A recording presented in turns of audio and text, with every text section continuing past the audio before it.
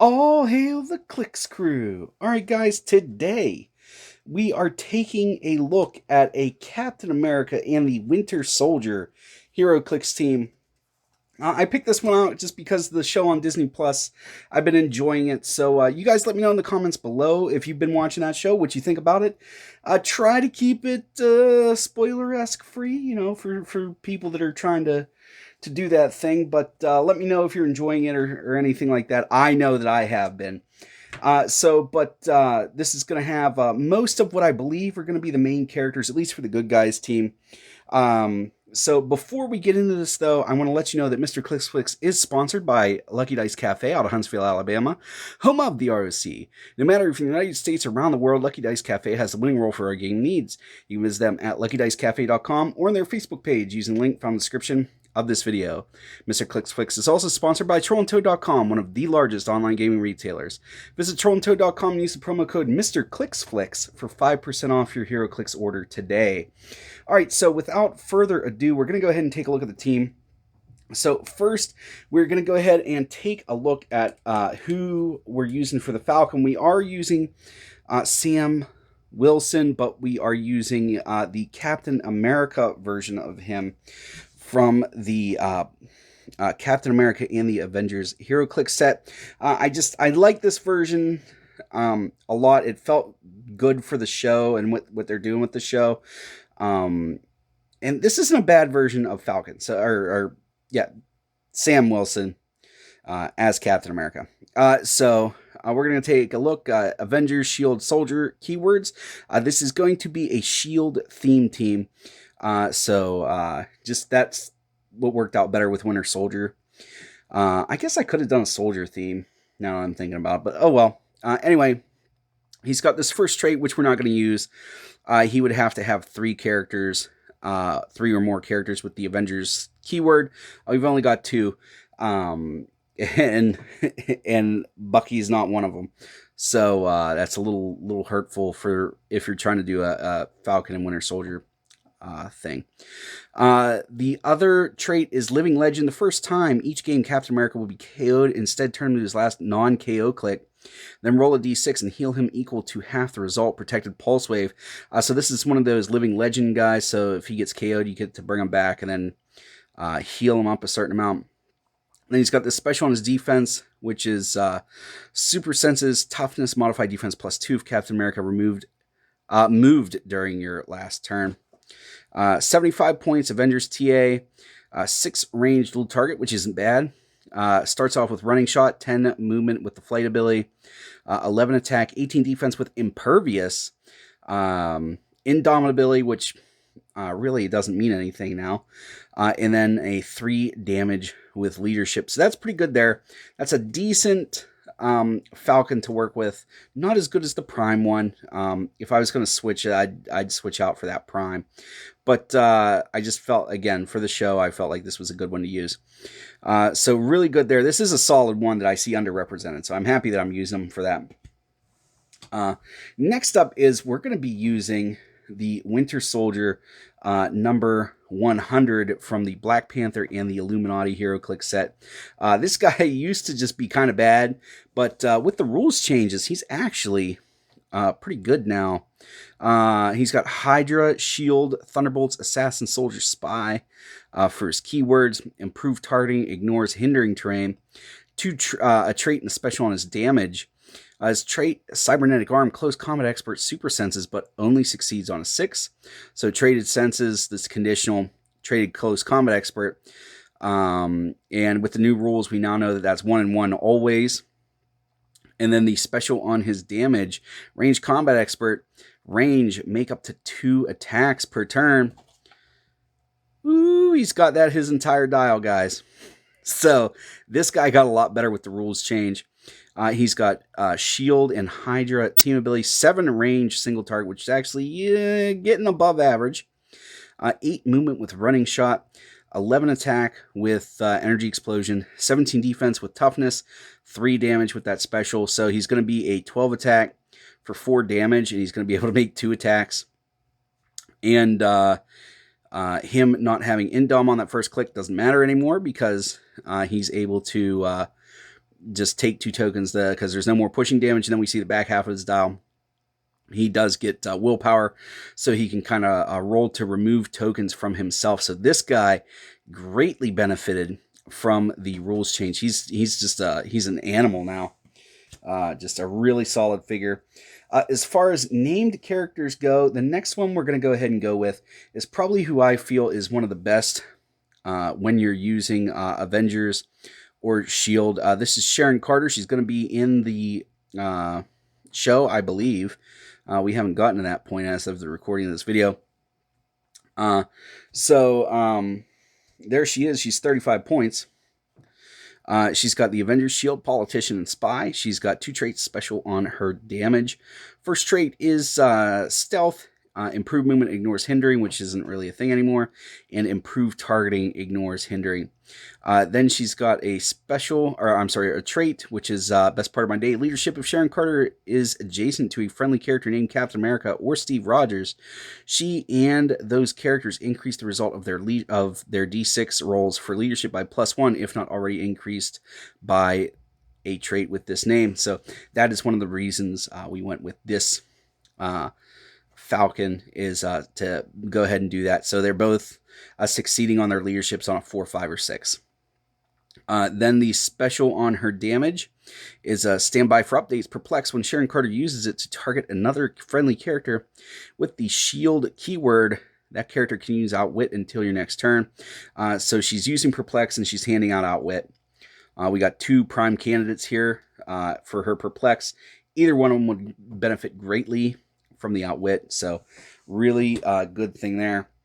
Next named character we're going to use is Everett K Ross from the Black Panther and the Illuminati Heroclix set. This guy's been a workhorse ever since he came out.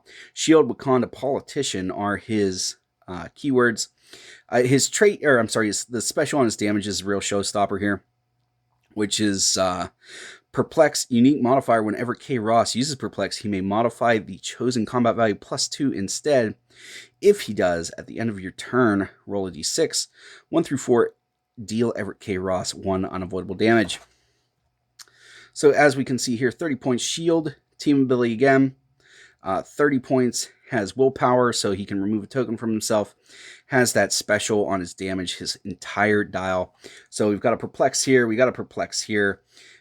We've got 3 different S.H.I.E.L.D. team ability people, so we're able to increase our stats using that, which is really good. Next, we're going to go ahead and use a S.H.I.E.L.D. Diplomat. I love these guys. This is one of my favorite generics.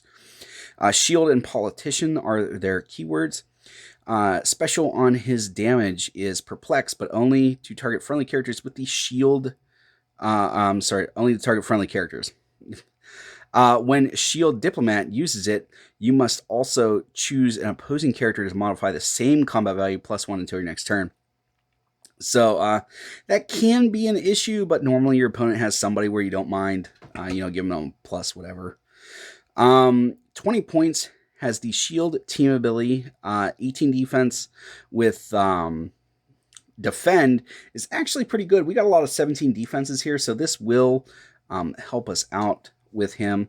And then he's got that Perplex, which is just good.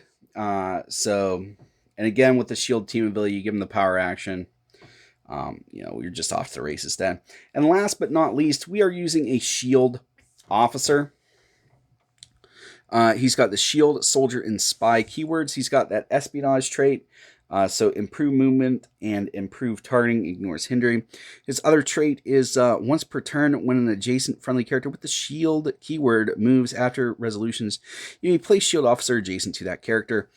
So the reason why you would worry about that and want to do that, 1, he has the S.H.I.E.L.D. team ability, and 2, he has alternating empower and enhancement on his dial, which are really the only ways with the new rules now, other than the combat experts, to increase your damage.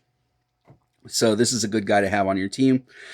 No real way to get to that second click without taking damage, but still, that +1 for close is worth it.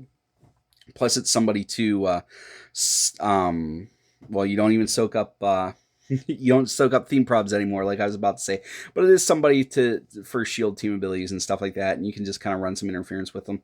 And he does have that 10 attack with precision strike. So here is this is our main force, and then we do have a few things just to kind of pump up the volume a little bit, give us a little bit better chance at winning. So the first thing is we've got the Power Gem Light object. I love this object with the rules change. It gives close combat expert, range combat expert. So I would want to put that on Captain America, give him +1/+1 to get him up to a 12/4. For 75 points, I feel like that's good. Next is the Time Gem, because I don't know if you noticed, but we've got a lot of perplexes. We've got an outwit. We have no prob outside of theme prob. So we're going to use the Time Gem to give us that probability control, which is going to help us. And then last but not least, I decided just for fun to throw the Space Gem on here.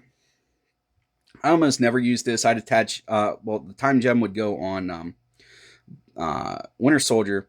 Space Gem I'd probably put on Peggy, just so that then she can transport around probably the Shield Diplomat and Everett K, but she can also teleport around Bucky and some other things too. This does leave us at 290 points, so I didn't quite spend the full 300. You guys need to tell me in the comments below how you would do that, but I like this team a lot. It's a fun team, not necessarily competitive. You could, if you wanted to. It's good enough on its own to just drop these, and that leaves you 40 points. There's plenty of shield guys you could do for 40 points. You could add 2 more diplomats. You could add 2 of the shield agents if you wanted to. There's just all different kinds of stuff you can do with those points if you did not feel like using the gems, if that was a little too high octane for you in your venue. But the general idea is you just have Bucky kind of hang back, and he's going to use his range attacks. He's going to be a 12 for 4, which is really good. And then you've got your shield guys hanging out, probably generally around him. So you've got a perplex from Sharon, a perplex from the Shield Diplomat. That gets him up to a what would that be? A 14.